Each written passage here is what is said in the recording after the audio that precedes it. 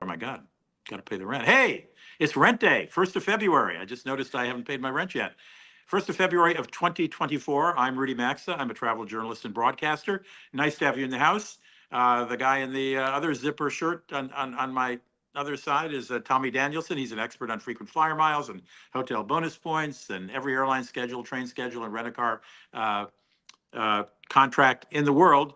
And we love meeting with you here on both YouTube and Facebook for our Frequent Traveler University discussion this week of travel happenings. And it's amazing that every week there's so much news in travel to me. Of course, I'm a Washington Post reporter, and I couldn't believe every day there was enough news to fill a newspaper. But there is. So we've got a lot of items we're going to work through as quickly as we can. Tommy, you want to start with what's going on at a particular Hyatt hotel? Well, it's not a particular Hyatt hotel, but I the cool kids today, they have something called a Tic Tac. That's what Ted Cruz called it on C-SPAN yesterday. TikTok has some interesting content for old people as well every once in a while. And I'm just going to actually share the video with this girl named Melv Cookie is her name. And she has worked for many, many years at various hotels. She's worked at Hilton's, she's worked at Hyatt's, and also at Marriott. So as, like a front desk person and whatnot.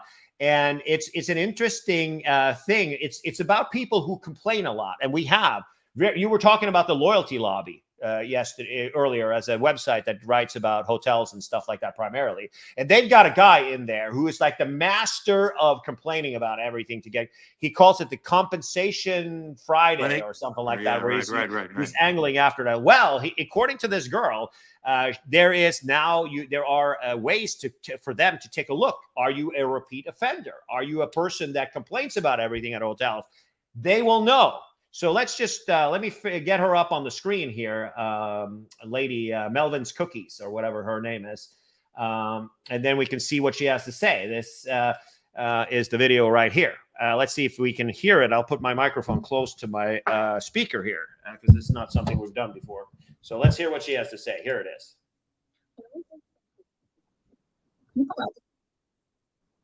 Geez, can't hear her. Can't hear her, unfortunately. Not at all? Nope. Nothing. Little blurbs now and then, but nothing. Nope. Can't hear a thing, Tommy. That's weird. You can hear me? Yeah, I can hear you. How come we can't hear her? Is your volume up on your on her thing? Nope. Not working. Okay. That's all right. Can you summarize it? It's so loud in here, I can't even hear myself. It is weird that we can't hear it. If you can hear it, I don't know why we can't hear it on your microphone. But well, it's funny because you hear my microphone, and let me stop her so we can see. But yeah, you want to summarize it for us? Saying here, let me stop her. So pretty much what she's saying is that she worked at the lobby, and there are various programs that these hotels have available for themselves. And on the top tab of this check-in program, you have the profile where you could put notes about various guests. And what she said as an example, not everybody, but there's a top-tier member of a program. She didn't notice he said if it was Hyatt or Hilton, but I assume it's one or the other. And every time he checked in, it was his anniversary. And she made a big stink about you. Why could you give me a normal room when you know it's my anniversary? It's such an important repeat guest. And he demanded an upgrade and a bottle of wine and an apology and all sorts of stuff. But here's the thing, though. He stayed at a hotel a lot. And the dates varied, but it was always his anniversary. So he played his card too many times, yeah. Pretty much. So there are, if you are complaining a lot, there is an easy lookup for both Hilton and Hyatt, and where you can go in and you can see what the guest has asked for in compensation, or if he asks for compensation, or things like that. So they will go in, and in extreme cases, they will contact World of Hyatt or Hilton Honors to get the accounts banned and say that. And also, she says that she's had various customers that the hotels have said, you know, there are a lot of hotels in this town, and I think that, you know, our relationship is not beneficial to us, so we would prefer it that you go and stay somewhere else. So play the honeymoon card, the anniversary card, the birthday card, with complaining about everything and asking or stop complaining about everything, trying to get more points or bucks off the room or an upgrade. You know, because it's cumulative, and these hotels now have enough software, sufficient software that can tell when you're checking in that you're one of those guys. That's the moral here, I think, of the woman who we can't hear talking right now says. So, right. Pretty much. Well, I also think that it'll take a lot. How often do you get compensation from a hotel? Me? Well, yeah. I can't remember. I rarely ask for it. I usually, if I'm not happy with it, I say something there, but I don't complain ever much. I'm not a cranky guy. Yeah. Right. So I'm trying to think. The last time I asked for compensation, or the last time I made a stink about something, was at the Anchorage Airport Courtyard Hotel, where every single shuttle known to mankind drove by when I needed to get picked up. It was me and Melinda and Melinda's mom, and they'd never showed up. And they passed by you, or they never showed up? No, they didn't come at all. I mean, the Hyatt Place was like 4 times, and I if I'd known that the Hyatt Place, which is downtown Anchorage, had a shuttle, I would have, of course, stayed at the Hyatt Place. But the Courtyard was the closest one. It's like 2 miles away. And it just never showed up, and we called, and they didn't show up either. So lastly, I said, you know, look, lady, we've been here 45 minutes. I'm going to get in the cabin, and you're going to pay the bill.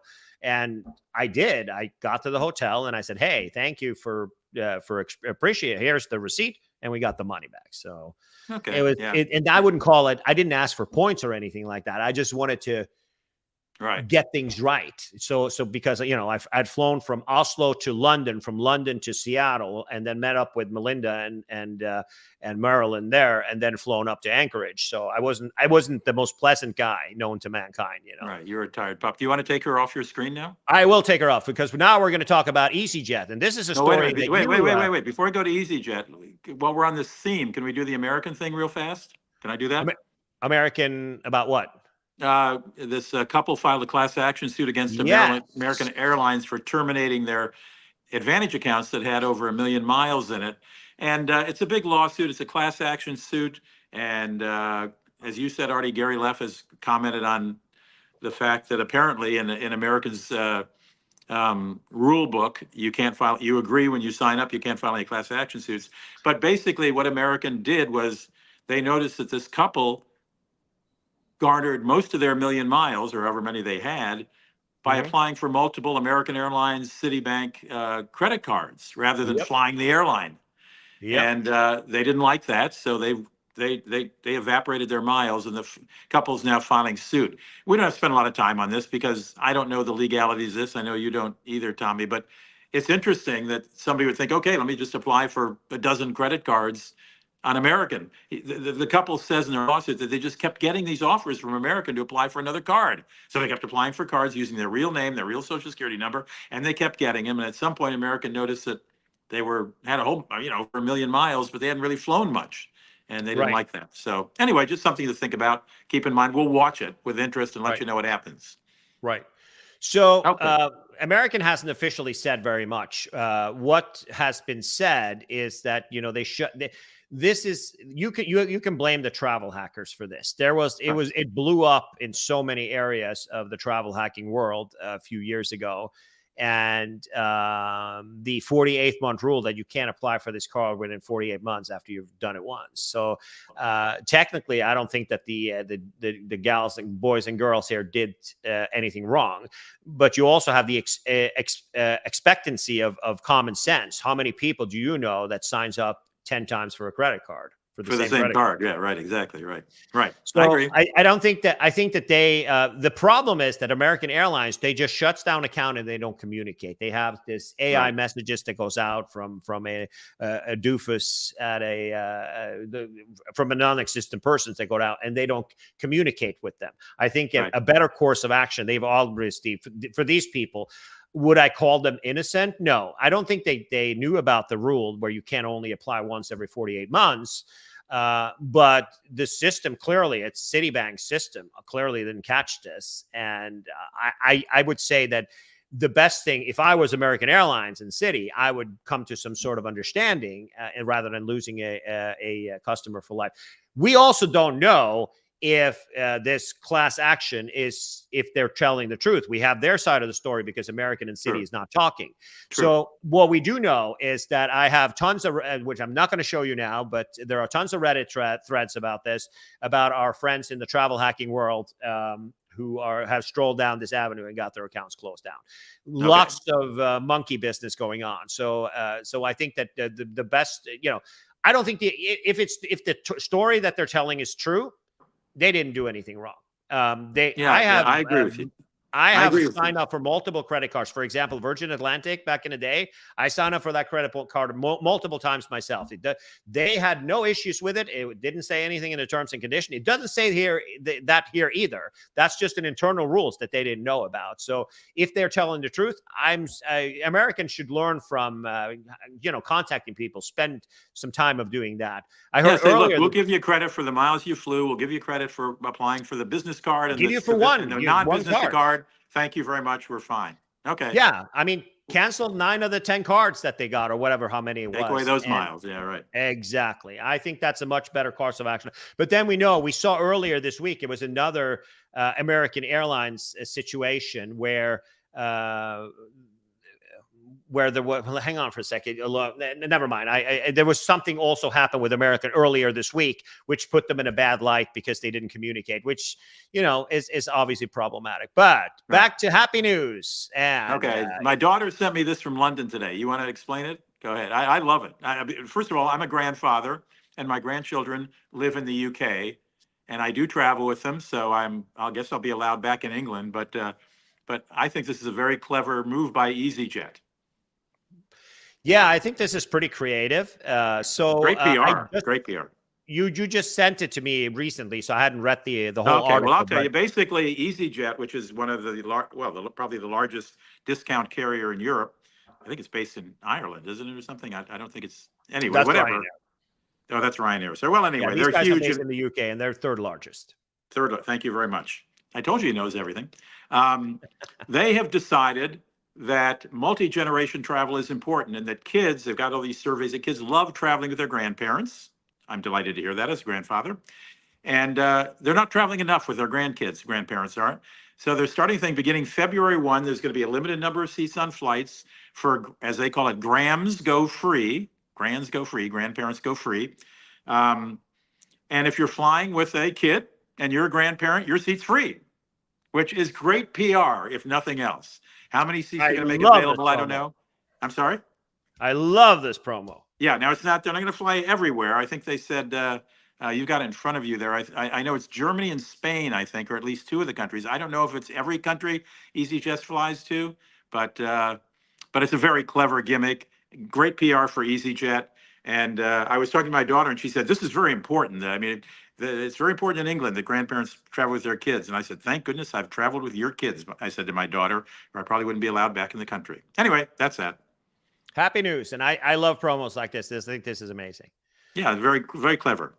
All right. This is not news. This came out a couple of weeks ago. Oh, yeah. And so Hertz has decided to give up ye old electric car. Well, they are they're reducing the number of electric cars they have in their fleets by 25%. And by the end of this year. And, in reality, in reality, it's, bear in mind, they have 100,000 electric cars and about half of those goes to Uber drivers. Who has an agreement where you can rent per week Lease a car, yeah, right. Well, it's Almost, not yeah. lease. It's like a rent where they include the miles and they include the whatever, all that kind of stuff. So they're getting rid of it. So it's we've seen prices down in like sub 20,000, but I'm not interested in chatting about that. But I think that why do you think that that they've decided? I think it's because, and I rent from Hertz. I don't have a car in St. Paul, so I often rent a car from Hertz. I have to go to the Minneapolis-St. Paul airport, so I pay that damn airport tax and premium to do it. But there are always plenty of electronic EVs there when I go in, and I'm in the President's Circle. Sometimes they're even in the President's Circle. I can fly. I can try, rent it for the same price as a gasoline-powered car. I think the problem is people. It's one thing when you're filling up your gas to go back, so you don't have to pay, $8 a gallon to Hertz or however whatever they charge. It's another thing to find a place to recharge your EV when you're on a business trip or in a hurry to return that EV with a tank that's at least 70% full of energy. I think, don't you think that's one of the problems? Is recharging the car? Yeah, I think that there are multiple issues here. I think that it's very ambitious. When they came out with the news that they were going to acquire a couple of years ago, or 3 years ago, actually, they were going to acquire, because we're right at the time where the lease deals are starting to expire on these cars. And a lot of them I could see they've been rented, because most of the cars that I could find in this area had 80,000 or more miles on it. And worth noting that Tesla's warranty for the Model 3 is 100,000 miles for the battery. For the Model Y, 120,000 miles for the battery. So they're at the end of the warranty. It's not, when a battery goes bad, it doesn't mean that the car shuts, or not, excuse me, when the battery warranty expires, it doesn't mean that the whole car is going to shut down. But the life of these cars, they're fairly new cars, of course, but they've been used a lot. And any car, a gas car or whatever, 80,000 mile as a rent a car, I don't know.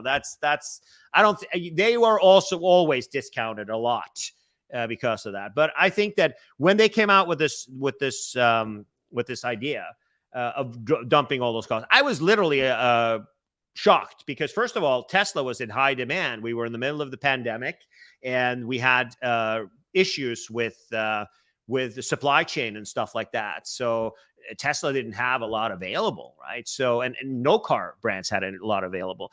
And also, they have changed the rules for recharging, what you need to do 4 times, and there's no policy that's global, right? At all. What do you mean? How much you have to bring them back charge? Correct. What percentage charge? Correct. I didn't know that. Also, I didn't know there's no transparency about what's going on either. We rented a Polestar this weekend, which is Volvo's electric branch, their electric branch this weekend.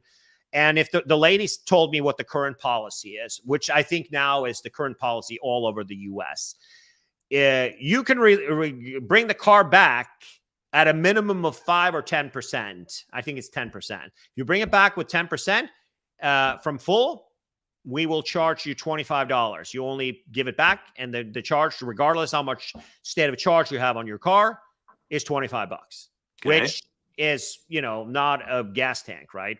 Right. So that to me is reasonable. The problem is they started, first of all, bring it back at 25%, you won't be charged. That was the first thing that they communicated. Oh, I didn't remember that. Okay. Then we went up to Canada, and we rented a Tesla, and we were told that, no, you have to bring it back at 80%. That's what if the car was full. Mm-hmm. And the next thing I heard was you have to bring it back. If it's under 100% when you get the car, you have to bring it back in the current state of charge, or you get a leeway of 10%. Yeah, the state of charge when you rented it, right? Correct. So if it was it's like when you get a Hertz at some remote location, it's only got half a tank of gas. You only have to return it with half a tank of gas, and you won't get charged. Correct. Right. Okay. So now it is the following rule: if you want to, you can give the car back and pay $25. Right. It just needs to be over 10%, because they might not have chargers on site So that's why there's a standard rule. So they might have to drive somewhere, and you know, if it's, you know, whatever. So you have two options. You could either pay $25 and forget about it. You drive the car, and we drove the car, and there was no need for us to charge it again. The Polestar has about 265 miles range. It was 90% when we got it, so it was like 230 something miles. We drove it around all week and we gave it back. No problem. It was like 100. It was 150 miles or whatever. Well, actually, you know what? They charged it at the hotel for us overnight, which is free in, I mean, everywhere in California where they offer that. The other option is to bring it back at 90%. And there's I asked the lady, there's a 5% wiggle room. They will get, if you get it at 90 like we did, and you can bring it back at 85, you don't get charged. Okay. All right. But it's funny. None of this is on the rent-a-car contract. On the rent-a-car contract, it says $11 per gallon will be charged if you give the car back and it's not full. So there's nowhere on the entire rental agreement does it say that any of the terms and conditions with electric cars. It says bring it back, or there will be a full, or there will be a refueling. Well, that's a variation of the theme I started with by saying it's confusing to bring it back. How full is it? Do I have time to go get it here if I go to that meeting first? I think that's too bad because, you know, I have rented a Polestar. I've rented Teslas at Hertz, and, you know, I sort of like it. But if I know I'm going to be on a tight schedule, I'll just rent a gasoline. I mean, I have one here in Los Angeles right now. I got a gasoline car because I don't know what I'm going to, how much, you know, I rush to the airport. I don't have time to go to a charge station. Okay. Right. Got it. Well, I think that we also rented one in Italy. You and I rented one in Italy. And that Polestar, yeah, we liked it. Right, yeah. I think that, like you said, it's one thing is that the confusing for me who owns multiple electrical cars. It's not a challenge to me. I know exactly what to do and how it works. I have accounts, so I can pull up to any charger, Electrify America or EV Go or whatever. I have accounts. I go over, I beep my iPhone, it starts charging. I don't have to sign. Remember, we tried to sign up for an account in Italian for and which there was no reception by the charger, so we had to go and we had to come. It was a mess. But it's amazing we're not still stranded in that little village, I tell you. With the you know, the girls would have taken care of us if we had gotten stranded there. They liked us a lot, didn't they? Yeah, she was helpful. There was a woman there who was very helpful. Right. Well, but what you're saying is they are still keeping EVs. They're just getting rid of 75%. Okay. So all right. Okay. It's not going away. It was a big purchase. And I think that here's my advice to people who want to rent an electric car. So there's two things. If you're staying at a hotel, if you're going to LA and you're staying at the Beverly Hilton, or you're staying at whatever the Waldorf Astoria, or you're staying at the LXR, you're staying at the Hyatt or whatever the case may be, and they have a charger at that hotel, then you should have no issue renting a car that is electric, because they will have a so-called level 2 charger, which is the same thing that I have in my garage, meaning that when I plug in one of my cars in the garage, in 5 to 6 hours, they will be full. Got it. So overnight, from empty. And you know, that's the thing. And it's completely free. That means that you can drive around. If the Blues had a charger in their garage. They do. Yeah. So you could have rented an EV and tomorrow morning it would have been full. The Blues are the house I'm staying in right now, in case you don't recognize the fancy living room here, which isn't my normal background. I'm staying as a guest of Kathy and Andy Blue. Andy Blue just passed away, so I should say a guest of his widow. So anyway, okay, let's move on. What else we got? We've got Delta has now finally gone to their new million-miler system today. Oh, that's right. It's February 1. I didn't even look, and I'm a Delta guy. Did they finally posted it? They have posted it. And good. Now it's harder, but it's also easier, right? It's used to be this is the program as of last year, what it used to be before, right? 1 million silver medallion, 2 million and 3 million gold, and then platinum at 4, and then 5 million. Wait, you didn't explain that very clearly. If in the life of flying on Delta, you hit 1 million flying miles, you are silver for life. If you hit 2 million, you're gold for life. If you fly 3 million, blah, blah, et cetera. That's what you're saying. Right. And it has nothing to do with your yearly flying. It's your lifetime flying. Right. Okay. Right. And it used to be that they would count MQM, so medallion qualifying miles earned per year counted towards that. So there were a lot of other things that counted. Now it's only flying. Pardon? Now it's only flying? Now it's only flying. Lifetime flight miles determines Okay. your million mile status. But as you can see, you needed 4 million lifetime miles in order to get platinum medallion before. And now you only need 2. Okay. I'm on my way.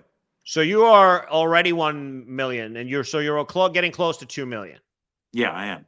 And I would say platinum medallion it gets you that, what is it called? Elite Plus or whatever with Sky Team. So that's valuable. Yeah. Yeah. Meaning Okay, that good. you get lounge access and things like that. But did they also announce the part about where if you were in 2023 gold and you have 100,000 extra MQMs, you could trade those in and get up a notch to platinum. Or I if don't you're know. silver, get up I to don't gold. fly Delta too much, but I just picked the news that I found today. Okay, well, that's supposed to be the big change, and we'll deal with that next time we talk. I'll research it thoroughly. Thank you for reminding me the it's February 1. requalification this year is going to be tough. Yes, it is. No question. That's why, yes, I understand. All Okay. right. And there are people who are very upset today. British Airways. So I guess, everybody is an expert on it. During the pandemic. Everybody was an expert in epidemiology. And after now, everybody is an expert on electric cars. And then today, everybody's an is an expert on champagne. Yeah, British Airways downgrading, huh? Well, first of all, they're introducing a new selection of award-winning champagne across the globe for our customers traveling in first. Okay. Champagnes have been carefully selected and will be available on a rotational basis on board and in the Concorde room. So the history here is that they've had Laurent Perrier's Grand Cycle as their champagne for ages, as long as I can remember. They had it on board, and they've had it in the Concorde room, the exclusive. You have to be flying in first class. It does not matter if you have top tier status or gold with BA. You can actually spend your way up and fly more and get to a higher status that gives you access. But Concorde room is for those flying in first class or those who have super high BA. That's the airline lounge before you board, right? Right. And the Laurent Perrier is, it's a respectable champagne, but the first gig introduced today is they're doing La Grande Dame from Veuve Clicquot. There's nothing wrong with that. I wouldn't call that a slouch. No, I wouldn't either. I'm perfectly happy with that. So for you who are a true expert, and you're sitting now in the house of, God rest his soul, one of the biggest wine experts in the whole wide world, who dedicated his life to wine, which makes it a little bit appropriate and a little bit sad as well. But still, you know a lot more about wine than most people do. If Anthony Dias Blue, my friend, the dearly recently departed Anthony Dias Blue, was faced with a Grand Dame, he'd be perfectly happy, and so would I. I think British Airways they'll get over it. You know what I mean? Well, I think that a lot of people are as normal when it comes to wine, and you and I have talked about this many times. Right. Price is not always the number one indicator of if the product that you have in front of you is awesome or not. Exactly. I think they'll rotate it. So meaning they'll have, like they do, American Airlines also does that in their Chelsea lounge, which is the equivalent across the pond at JFK. But they've had Doms, they've had Krug, they've had, I think also Cristal has made an appearance every once in a while there. So talking about what's your favorite champagne if we were talking about vintages? Me, Krug. I don't know vintage, but Krug. I like Krug, Krug from Champagne, obviously. I would like La Grande Dame. Look, I can tell the difference between a Burgundy and a Bordeaux, and a Chardonnay and a Chenin Blanc, but champagnes. If they're decent champagnes, they're decent champagnes. Some are sweeter than others, some are a little bubblier than others, but other than that, it's hard to get a bad champagne if it's a decent name, Yeah, I agree. I think Le Grand Dame. So Le Grand Dame has been poured in business class on Eva Air for as long as I can remember. Last time I flew with them was in 2019 from Taipei to home here to the Bay Area, and they had Le Grand Dame, and I drank a bottle and I enjoyed it. Well, I mean, buck it up. I haven't flown Thai Airways in a long time, but years ago, I flew first class a few times, and they always they served had Dom. they say Dom Perignon. Yeah, I don't know if they still do, but they did. I Anyway, think they do. British Airways flyers ought to suck it up. They'll be just fine. Yeah, there are a lot of first class seats on British Airways. There's something to be said for that. And then second, I mean, I'm not a big Veuve Clicquot fan, to be honest with you. It is overpriced and it's overhyped. I completely agree. And I'm also a Laurent Perrier LP. Is usually what gets poured in this house. That's the lowest end champagne. Right. With maybe a Nicolas Fayot or something like that. Sure, Which nothing is also wrong passable. with any of that. Yeah. But Le Grand Dame is not a bad thing. So we'll see what happens. And hopefully the kingdom of United Kingdom will survive. And here's a little tidbit that's interesting. Gary broke the news that yesterday that the American is opening up. They got their 787-9 being delivered now. And the 787-9 is going to be the first airplanes with the doors and their new business class. Okay. So it was delayed for quite a while with American. As you can see, it literally is a Thompson seat or whatever. It's not a Thompson seat, but whatever, diamond seat or whatever these are. I can't see whatever it is. Maybe Gary put that in this article, but you can see the buttons are kind of the same. It's the same brand of seats, but though people have gotten really kind of into the whole door thing on all these airlines, right, which you've flown Delta One. You know how those doors work, right? Yep. Yeah. They're fine. Yeah, so I mean, you get a little bit more privacy, but anybody that stands up can look right into your seat, right? Of course, right. So, it's not a cabin, right? Right, but I think that when it comes to American, they're nuking their international first class, and so I thought that they were coming in 2025 with these seats. This is good news, and that means that they're starting to do this on new deliveries, which is great. And so it should be. I'm looking forward to trying it out. I'm not going to be flying to Brisbane anytime soon, for sure. I have no business there, but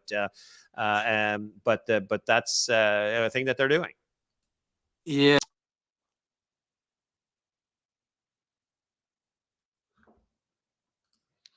We lost Rudy, but he's back. No, I'm here. Did you just lose me? You were out for a couple of seconds, yeah. But no, I'm looking something up on American and their new seats that I flew from from MSP to LA Sunday. Where is it? I kept the email on it so I could tell you exactly what model it was and all that. Why don't you go on to another item, and if I find it, I'll find it. I'm looking through my Let's do that. So Frontier has been rolling out as the other airlines, American and United and Delta, is kind of now moving towards selling to leisure travelers being the main focus of things. Frontier has moved into selling a business fare that includes a bunch of stuff in the fare, so you don't get nickel and dimed every day. So this is familiar for those who are familiar. I mean, Americans are strange when it comes to getting used to. Most Americans they don't fly overseas, right? What's the number of Americans with a passport? Like 70%, right? Doesn't have a passport, right? Something like that. Yeah, it's always. Yeah, so there are more Americans that for sure that's a fact that there's more Americans without a passport than with. So in Europe, it's quite common. Ryanair has this, and Norwegian has it. EasyJet has it. They have these business fares. It has nothing to do with business class. It has to do with having a flexible ticket. So these business fares, is what Frontier calls it, will have a carry-on bag for free or included. Premium seat assignment, so it means that you can sit in row one and any seat you would like to sit on the plane. No change or cancellation fees, priority boarding, and a guaranteed overhead bin space, which is a beautiful thing because you can be last to the gate and in first class on the terrible 3 and still not get a room for your bag. Same day confirmed ticket change and higher earnings, 10 miles per dollar spent, which is consistent with standard tickets for non-elite members. Yeah, so I think that this is an interesting gig. Problem with Frontier is that obviously we looked at this last week. Were you on last week or was it Marshall? I was on. Yes. So we looked at Frontier last week, and the problem is that they don't have the frequency. So what good is the same day change for free or no change in cancellation fees when you can't when there are no flights to change to? Right. No, you're absolutely right. You're right. You're right. All right. Little cruise news. A lot of things going, a lot of cruises go, not a lot of them, but there are a significant amount of cruises that go through the Gulf of Aden and through the Red Sea and stuff. And the Houthis, or whatever they call, have been shooting at the various boats lately with the missiles and stuff. So that has now changed. So they will move some of the ships out of the area, not go through the Panama Canal. Well, I mean, Suez Canal. Suez Canal. Yeah, right. Yeah, that's going to get worse before it gets better, it sounds like. I would venture into saying that. This one is yours. An ex-Boeing manager will absolutely not fly 737 MAX after the cabin panel blowout. I didn't want to hear that. Yeah, is he a nameless person? Let me find it again. I read it a couple of days ago. Oh, it's that guy who started his little consulting business on safety. Yeah, Ed Pearson. Yeah, I know who this guy is. I think I read his website last week. Let me confirm that. I have some notes about that when we talked about. Yeah, he's a former senior manager on Boeing's 737 program. He told the LA Times, "I worked in the factory where they were built, and I saw the pressure employees were under to rush the planes out the door. I tried to get them to shut down before the first crash." And he left Boeing in 2018 and is now executive director at the Foundation for Aviation Safety. And he's expressed concern about why regulators permitted the MAX 9 to return into service last week. So, right. So if you had a new car that had a part fall off and you had to pull over the side of the road, and then you went to the shop and the mechanic said, "Hey, I'm finding some other things wrong with it, but here you go, ready to get out on the road," you'd probably have some questions about it. So, that's an idiotic. This is an idiotic statement from a guy who is obviously trying to milk the situation. I mean, if he this individual, he went to the Naval Academy. He was in flight school. He was in the Navy, and a naval aviator. I assume, Naval Air Station. He was He was a crisis management officer for the government, and he was in the military until 2011. And in 2011, he was in 2013, and he was a chief staff officer for the Revenue Management Analysis Unit for the Air Force, for the Naval Operations, so not the Air Force.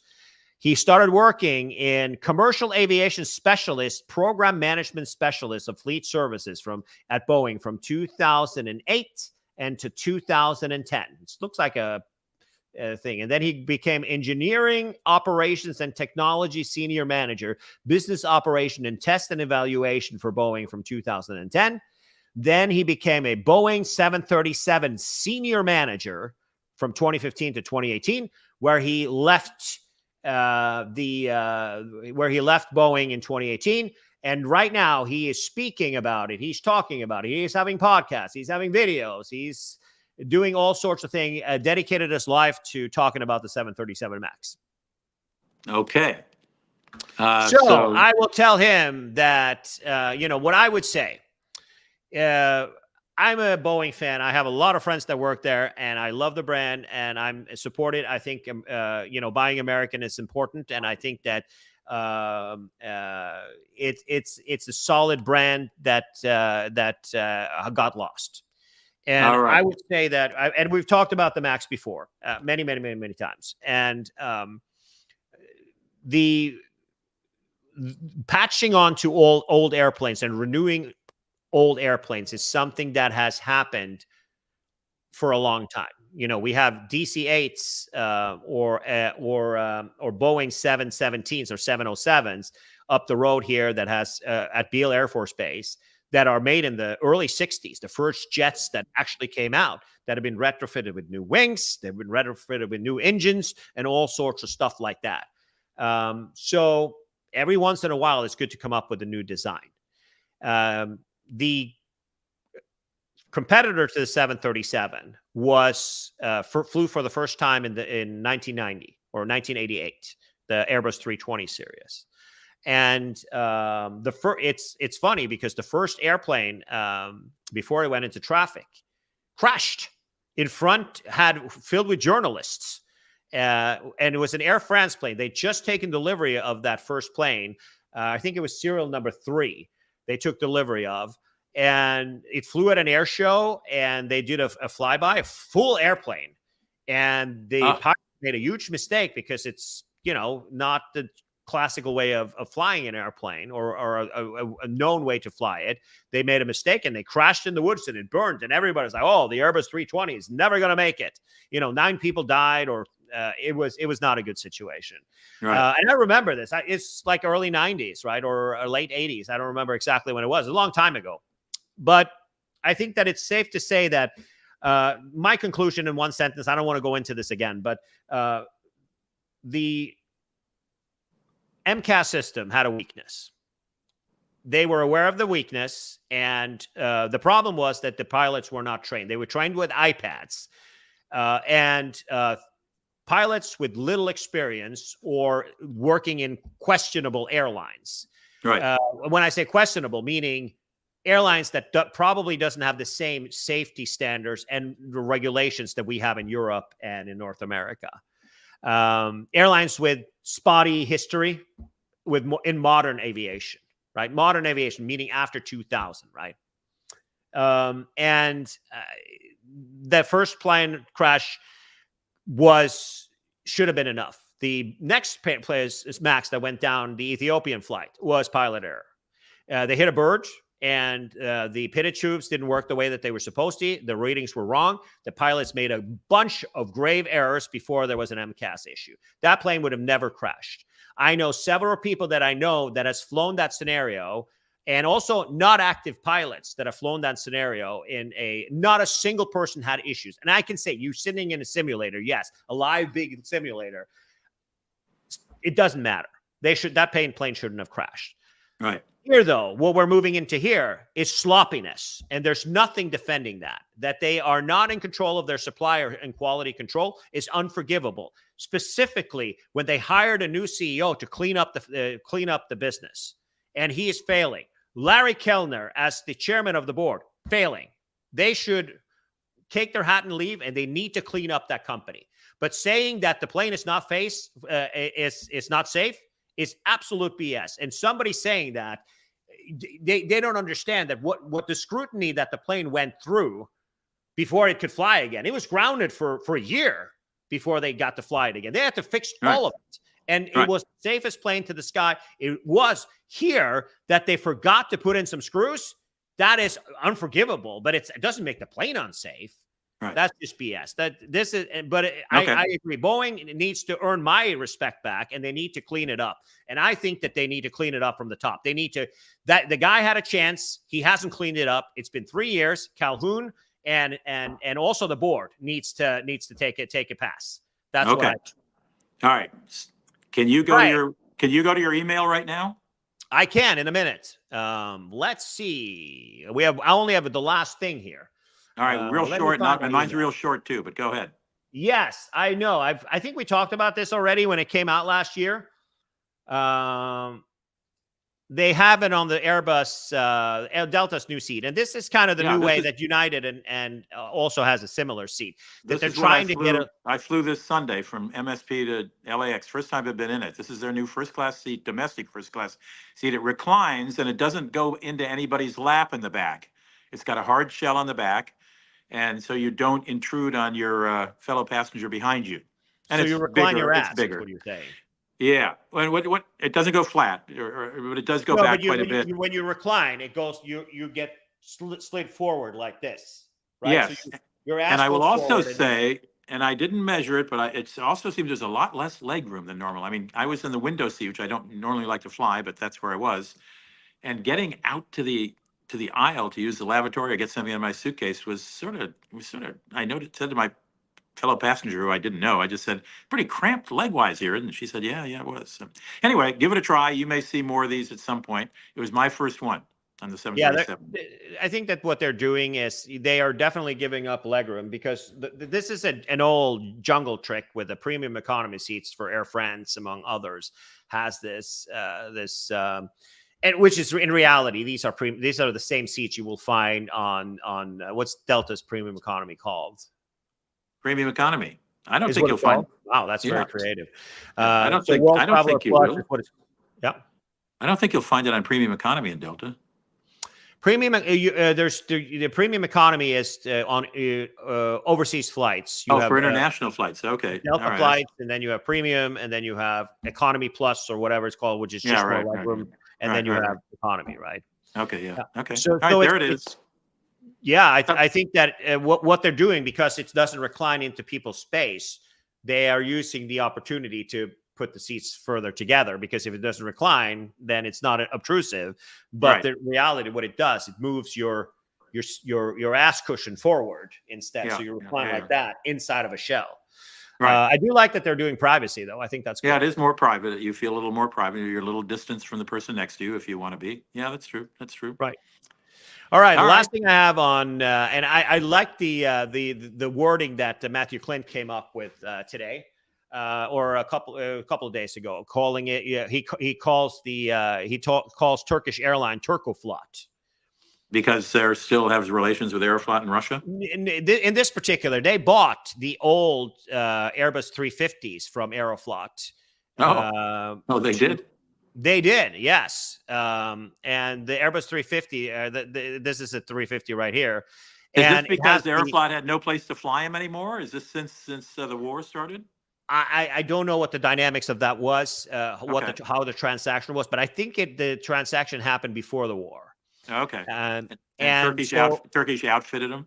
No, these are the configurations on board these planes, and this is a typical Turkish thing. They do a lot of this when they buy airplanes from stuff, and Turkish product is to me, it's not really that impressive. They have Doe & Co as the caterer, which is a redeeming factor, but it's not really an airline of my choice for many reasons. But as you can see, it's got doors. It looks very similar to Delta One, doesn't it? Yep. Actually, matter of fact, I think it's the same seat. But I took the name of Turkoflot. So what is the status of and Turkoflot is the name, and I'm not coining it as that. I'm not going to coin it as that I had it too long in the background here, but with flight radar. But I wanted to. So which countries are still flying into Russia? Turkey. I presume China. I presume Iraq and Iran. Well, not many, but. Right. So let's see here. This is Russian airspace right now, live. Right. Etihad is using Russian airspace. Our friends in the Middle East. Right. Here they are again. Yeah. Air India, Star Alliance member, flying over Russian airspace. Yeah, Air India. I forgot about India, right. And here we go. Russia's favorite airline. They have expanded their Russia business multiple times over since Turkish Airlines. Yeah, Turkish Airline is the largest profiteer of war profiteer in the aviation industry. Yeah, they're definitely happy to have the Russians come to Istanbul. Yep. Right, and you can see they are. There's some domestic stuff here. If we were to look at the Ural Air, was old. The old. Nordwind is also, that's a Russian airline, but you have all the Chinese guys are obviously flying through here, right? Yep. China East and China West and all of those guys, they're flying through the airspace for sure. Yeah, but look at all the other people. Look at all the other ones who are flying around. Yeah, all of the ones who are following the rules are kind of south, and the ones who are not are up north. So it's Chinese. Emirates also is definitely on the no list. They they don't have that many flights, but I don't see anybody right now. But they do fly. They do. Emirates still operates into. Money talks. Yeah. No, I think also, and it's been very quiet. It hasn't really been something we talked about because it's political, right? So it hasn't been something that we've talked about for a while. It hasn't been something that we we have a focus on. I mean, the Biden administration was talking about it last year. If you are flying over Russia, or if you're operating into Russia, if you're a war profiteer, you should not be allowed to fly to the United States and the Europeans were all in on that. I don't know what happened with that. I'm going to look into that until next week because Turkish is definitely flying into the States. Turkish is definitely flying here and expanding, and they're the biggest offender for sure. I mean, they made a business out of it. I think that Etihad and Emirates, they fly as they did before, but there we lost Rudy again. Not 100% sure what happened there. We lost him again. No, I'm here. You pressed the button. You were gone. I'm not touching anything. But it's a beautiful thing because now we're done. We are. Okay. Let's remind everyone this was recorded, or was done live on February 1st of 2024. So if you're watching a little later on YouTube or on Facebook, keep that in mind, or keep all the information we gave you in mind, that it was current as of February 1st, to the best of our knowledge of 2024. Thank you for joining us at Frequent Traveler University. I'm Rudy Maxa, Tommy Danielsen, saying fly safely, and we'll see you next week. Bye-bye.